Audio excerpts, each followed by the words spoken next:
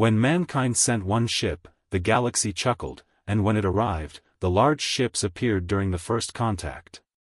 They filled the sky over all of the world's main cities on a Tuesday, and people halted.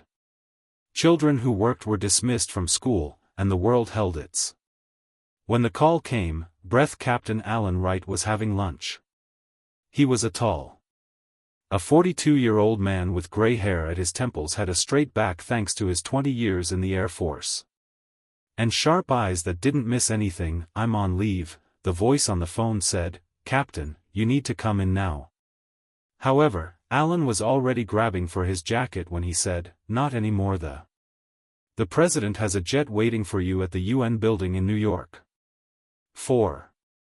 The air seemed heavy when Alan sat in a room with the world's top military and political leaders hours later. When the aliens eventually walked, one spoke a lot as they waited. They had 2 arms and 2 legs, giving them an almost human appearance, although their eyes were too large for their faces, and their skin was pale blue. "I am Ambassador Eskar of the Vidian." According to Collective, the tallest one's speech sounded like slightly off-key music, "and we stand for the Galactic." The chamber remained silent while the Council of 327 advanced civilizations met. Observe the tiny trembling of the president's hands before she clasped them together. "Earth has been watched for. Zictor, your species has progressed to a stage where communication is. You have started to explore space, and we are here to help you and us."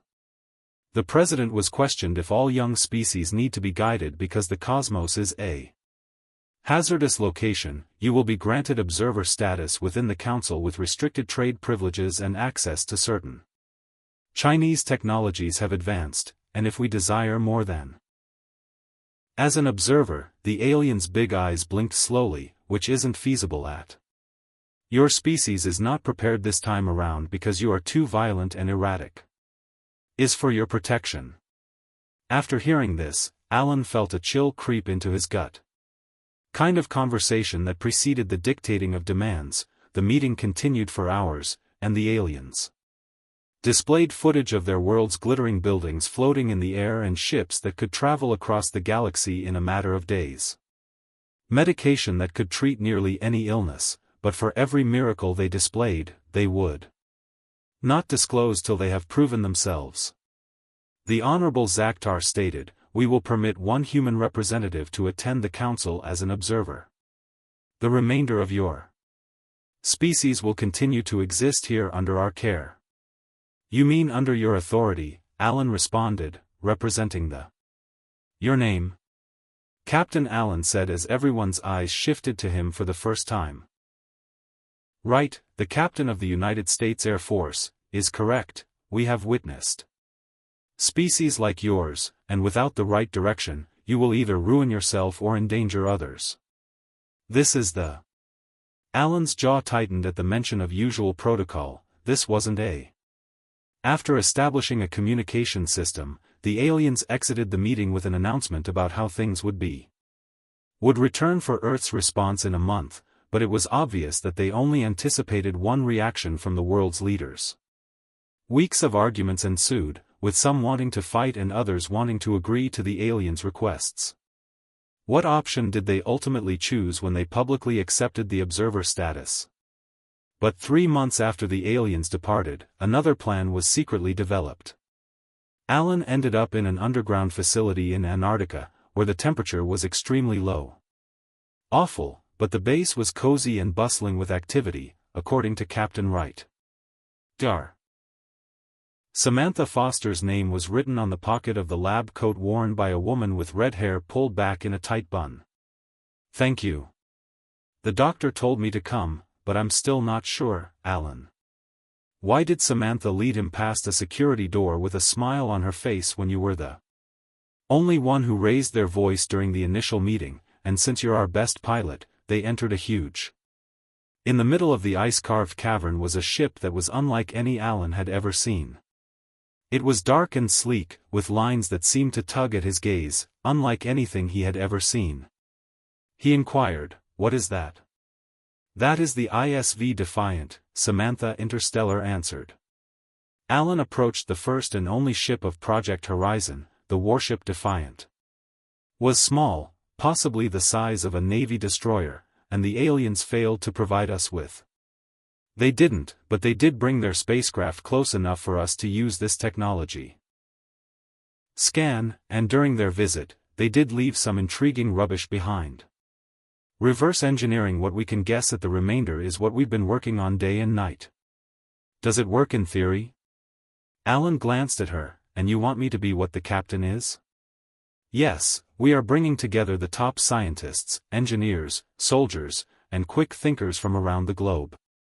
Only if they see us, replied Samantha, will aliens stop us because they believe we're. Alan stroked the ship's hull while the kids weren't paying any attention. It felt. Even if we manage to get past them, they'll still be warm as living metal.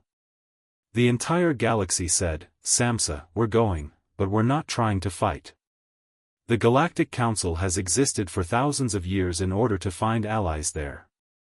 This is crazy, Alan replied, but there must be others who don't like their rules. It is acknowledged that Samantha is already picturing what it would be like to sail this ship.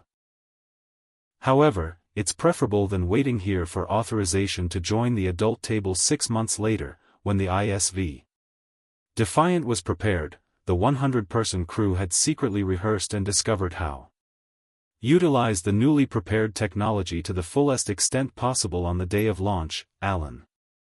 Samantha, the head engineer, stood close by while sitting in the captain's chair.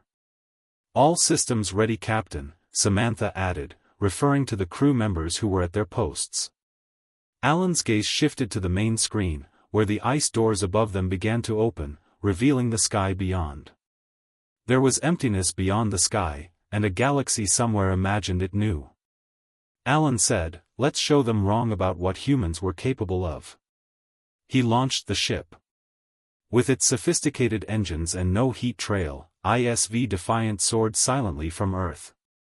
For the extraterrestrial surveillance systems to identify before anyone became aware of the. During the Galactic Council meeting, the ship had already leaped into deep space. Zicker's big eyes expanded as an assistant whispered in his ear. For a moment, he said, the humans have launched a ship? One ship? The Galactic Council members exchanged chuckles as they considered what a single human spacecraft could accomplish. They would soon learn. When mankind dispatched one ship and it arrived, the galaxy laughed enough. Part 2. The HFY Defiant traveled farther than any human during the 5 years that the outsiders were there. Having gone before, the crew had witnessed incredible things, including as planets and stars being born. With weird extraterrestrial life that resided between the stars and rings of ice. Captain Alan Wright, whose hair was now all gray, stood on the bridge and gazed at the main screen. His eyes were. Captain, we're getting closer to the Orion Arm, Lieutenant Greg Adams said from his. Alan nodded, and we're already outside.